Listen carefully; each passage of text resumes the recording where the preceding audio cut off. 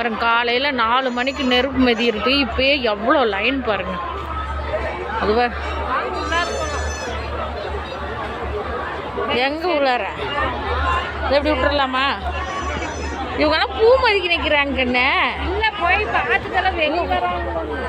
சரி விட்டுலாமா?